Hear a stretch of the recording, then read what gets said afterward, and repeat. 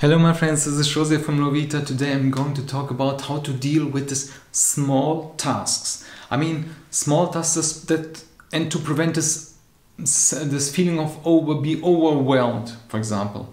I know that feeling overwhelmed is normal at a certain point, but it's important to learn how to manage it, And that's, being overwhelmed has this negative impact on our mental health and physical health, and even our daily habits are managed by this. So feeling overwhelmed, it's normal experience. Even for many people at work, they're always overwhelmed. But this causes us stress, makes us feel we have no control over our calendar, to-do list, and this reduces our productivity and our focus in everything. So we feel overwhelmed at work, for example, and because there is something out of our control. For example, client request or meeting that's shown into our schedule, or too much emails, setbacks, But it's important to recognize that this takes time and takes steps. And we should take steps to minimize this impact. So we can do things to prevent this being overwhelmed. So the first thing, for example, is to make a to-do list. I know this is simple, but this is very powerful. And sometimes it's not easy to manage also. So first thing we can do, for example, is choose a way to do a list. Where to do a list, for example, on a notebook or on paper, but write down all your tasks, and also notes behind what needs to be done to do this task. That's something a lot of people just overlook.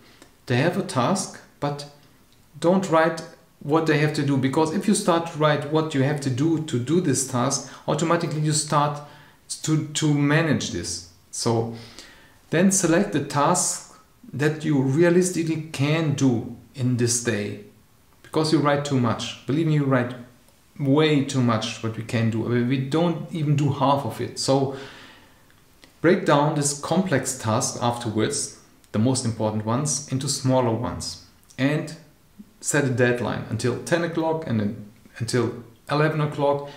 And once you have your list, categorize it. This reduced list already, what is urgent and what is important. So then you should decide on the logical order to complete this task. That's why it's important to do this the day before, because in the morning we are overwhelmed if you start to write all this down. For example, you might do it in some order, to start the more difficult task in the morning. I did a video about this before, and it's the best way, okay? Then, as I said, select the tasks that can be done by somebody else also, that don't provide so much value for yourself or just justify, for example, your effort in this. So this will also reduce the amount of time you have to spend on tasks and give you more time to devote on these bigger projects. So then you should outsource this as much as possible and focus only on this your manageable task list. So once you have this clear overview, it's easier to prioritize everything, and you have less this feeling to be overwhelmed. What you can do also, this is more for business, of course, this is a series based on working from home. You should prioritize based on clients. When you have too much tasks to do, learning how to prioritize is really important. It allows you to meet certain deadlines. Use these team resources if you have, and avoid this burnout. So it's also key to have this project management. Set these clear goals and expectations for yourself and for your team. So the first step in prioritizing is identifying, for example, all the work you have in front of you. And this can be done, as I said, using this simple to-do list. a spreadsheet or a visual board, for example, once you have this overview, you know, of all, you can start to rank them on importance and urgency. So this is another way to say this. So that means the most important or urgent tasks need to be completed first, of course. And this is based on deadlines also, client expectations or requests from colleagues. You can then prioritize these remaining tasks by their impact on your goals. Okay? Once you have the most important tasks identified, you can then create monthly, weekly and daily task lists. Because some goals are really over a long period of time. So it's important to recognize that these priorities, and they can change over time. You can have, for example, unexpected requests from colleagues, clients, or meetings, or change direction in a project. So the most successful project managers, you know, they should identify the most critical tasks and adapt sometimes. If you don't have a way of ranking your work, it's easy to delay project and then you feel overwhelmed. So if you have this to-do list, a board or another project management, you will learn how to prioritize and take control over your workload, you know. So next thing is do one thing at a time. Forget multitasking, you know. If you're dealing with this large project, break it up in smaller tasks and prioritize them. But it's one task, you know, it's not multitasking. So I know it's easy sometimes to be overwhelmed with a large tasks. I mean, it happens to me all the time sometimes. How do I manage this? But especially if they have a lot of variables in this. One way to prevent this is to work on one thing at a time, one of these steps all the time, okay? Because our brains are better on focusing on one single task than multiple tasks. So multitasking is not effective, and more people are aware of this, you know? And it's important, as I said, then if you focus on the small tasks, this helps us reach our goals, our project faster. But avoid distraction. Avoid this. We are overwhelmed with distractions of our phone, our, for example, notifications.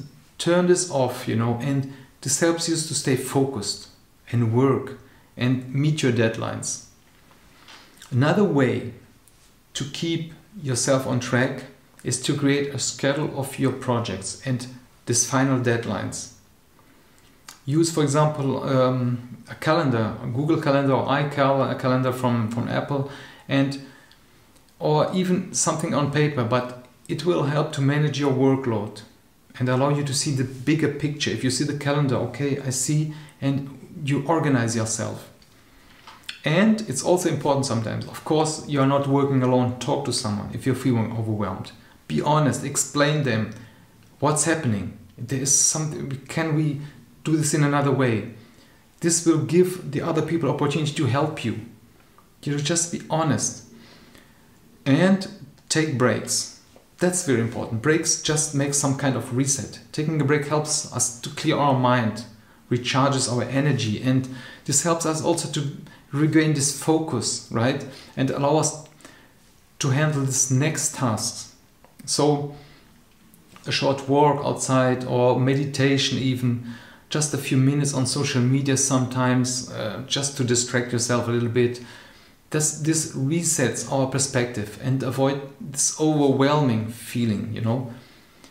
Another way to regain motivation is to celebrate these small wins sometimes. That means it doesn't matter how you do it. So if you finish one little project, one task, you know, identifying, acknowledging your victories, that it will boost your confidence and then make it easier to keep going, you know. So if you're a manager, for example, it's also important to support your employees when they're feeling overwhelmed. it's sometimes hard. It's hard for employees, and I'm also an employee, and I'm employee and employer, and to admit that we are overwhelmed sometimes. And as a manager, you need to listen carefully and offer this positive feedback, you know. And this will show also that you care and want, and this helps the performance, right? So we can also highlight some achievements that we have in the past and use this for strengthening our relationship and, you know, and improving everything. So another way to deal with overwhelm is by identifying, for example, a trigger and finding ways to avoid this. For example, if you tend to feel overwhelmed when you have too many meetings or something in a day, try to schedule your meetings in different times of the day and the time you spend on them. It also helps to break down this large project, as I said, in smaller ones. And it's less daunting and allows us to stay on track, right? And finally, it's important to prioritize recurring tasks over one-time tasks. Or the other way around, that depends. But recurring tasks are repeated and are like in automatic mode. And one-time tasks need to be completed on a specific date and time. So sometimes we should do this first. And this will help us to focus on the most important things, and then we make less errors, right? So taking all the steps will help you to overcome this feeling of overwhelm and get back on track, you know. Remember, it's okay to ask for help when you need it. And don't be afraid to take a step back and, you know, see the big picture in all this.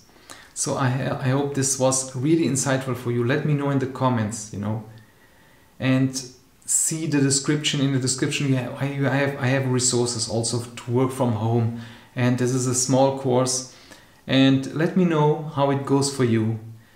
Subscribe to our weekly newsletter. Once a week I send out at LuoVita.com, I send out, you know, this ideas, this structure, how we could, for example, see our thoughts, how we could, for example, prepare ourselves better for opportunities, for transformations.